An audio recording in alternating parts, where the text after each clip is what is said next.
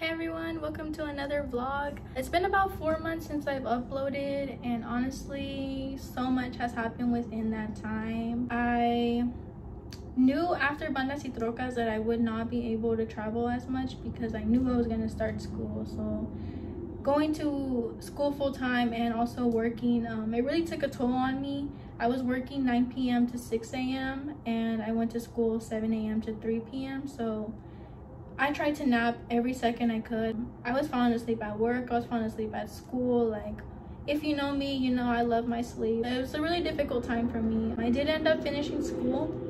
I now am a machinist and I make airplane parts, which is badass. I really love my job. I'm one of 3 girls at the shop, and I'm one of 4 Latinos there. So as of now, I am the only Latina machinist at the shop, and I'm really proud of that. Also, a lot of you guys do know I ended up crashing my truck in July, and honestly things have just been like super downhill from there. Insurance knew right away that it was not my fault. You know, somebody turned down in front of me at an intersection when it was green for me to go, but it was green yield for them to turn. They ended up turning out in front of me and we crashed. So that's what had happened with that. They sent someone over to look at my truck, and that person was really sus of my truck. They were like, why is this truck made up of other trucks? And that is true. You know, it is a project, you know, it is made up of other trucks.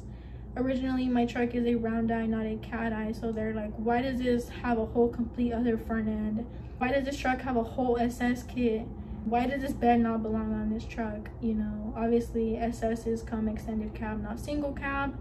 And as far as my bed not belonging on that truck, if you're an OG, you know that I brake checked my ex, and you know, I didn't report it to insurance. He didn't pay for anything. I paid for everything out of pocket. You know, I didn't ask him for a dime. I should have, but you know, fuck that boy. So that's what had happened.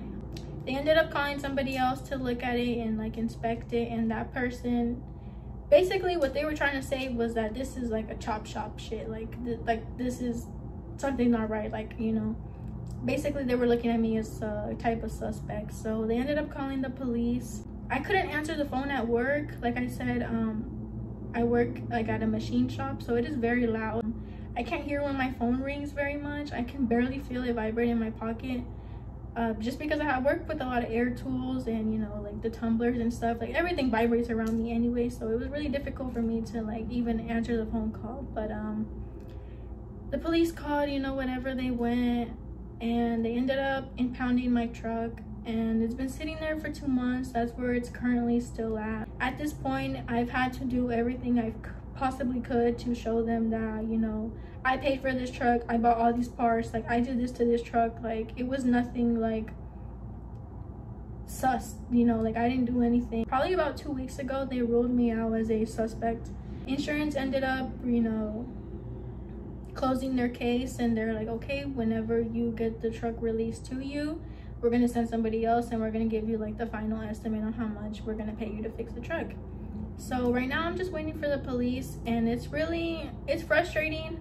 You know, the police are, I don't really like the police, but you know, I'm just trying to see what is gonna happen. So if you guys ask me what happened to my truck, you know, I didn't sell it, and I don't mean to ignore your comments or, you know, anything, but it's just like, just respect the fact that I have to go through a lot of things for me to know what's gonna happen, and, you know, all of that. So whenever I do know anything, you know, whenever I get to the very bottom of everything and I have my truck back, hopefully they don't keep it, but you know, once I have more info, I'm gonna have to make a separate video because it's just real, it's bullshit, to be honest. But anyways, we are here in Houston, Texas again. Last time I was in Houston, I flew out here for Lone Star Throwdown, LST, and I ended up crashing the rental car. So, you know, I did not fly this time. I was like, no, I'm just gonna drive. So I got here at about 1 a.m, which was super late, but you know, I had to work yesterday, so right after work, you know, I was driving and I was really tired. I did not want to vlog. Anyways, we're gonna head down to Baytown, Texas, which is about maybe 30 minutes from where I'm staying. We're gonna go to the October Truck Madness in Houston Raceway Park, OTM, for all you guys who know it as OTM, and we're gonna see how the show goes. But yeah, like I said, I don't have very many updates, but whenever I find out what's happening, or you know, whatever, I'll be here on YouTube and let you know. But this is my outfit of the day, by the way. I don't really show my OOTDs. This is my style. It's not any, you know, it's not the norm, I guess. If you don't like it, that's on you. I like it. I don't care what you think. But anyways, I'll see you guys when I get there, and hopefully it goes well.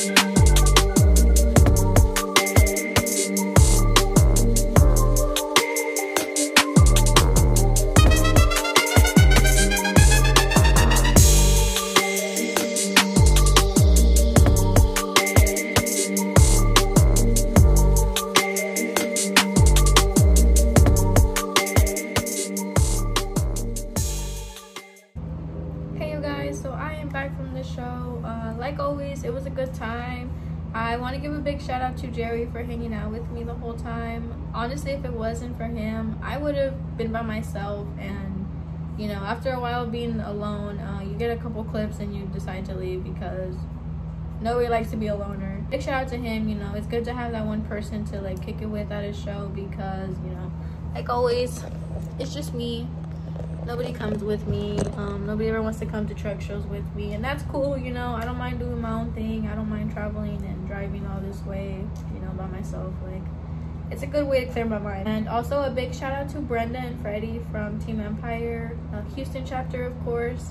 They're always like welcoming with me at their tent, so you know, I really appreciate that, because there are times when I don't have anyone to hang out with and I get tired of walking, and obviously, you know, right now I don't have my truck, so I don't have anywhere to sit at. So it's good to have that one crew with their tent for you to just chill and, you know, just feel like at home. So, you know, I really appreciate that. Like, they don't really know how much that means to me, but you know, like, that really means a lot to me, especially coming from 9.5 hours away. So, you know, yeah, big shout out to them.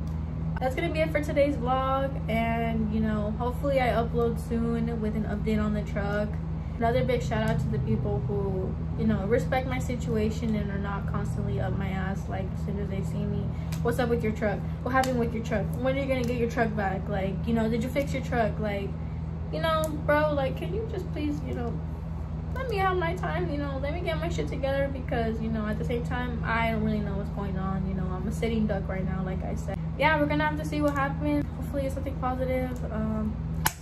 Knocking on wood, or that's metal, that's wood, but you know, anyways, thank you guys for watching, and make sure to like and subscribe.